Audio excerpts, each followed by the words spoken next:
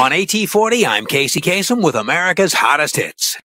Well, now we're up to the #1 song in the USA, and it's by a Canadian artist, the 13th Canadian-born act to hit #1 in chart history.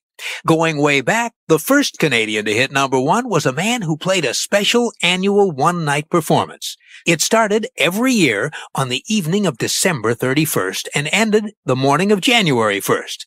I'm talking about the famous band leader who owned New Year's Eve, the late Guy Lombardo. Now, Guy Lombardo and his Royal Canadians were the first Canadian act to hit #1 in the U.S. They did it in 1944.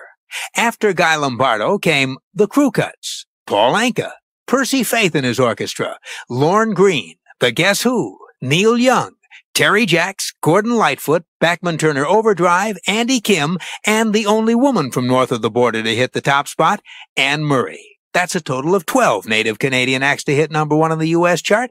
Now we have one more. The 13th is a rock and roller. Last week he hit #1, and this week he's still on top. For a second week in a row, the most popular song in America is by the 13th Canadian act to hit #1, Bryan Adams with Heaven. Bryan Adams, from A Night in Heaven soundtrack, the #1 song in the USA for a second week. It's called Heaven.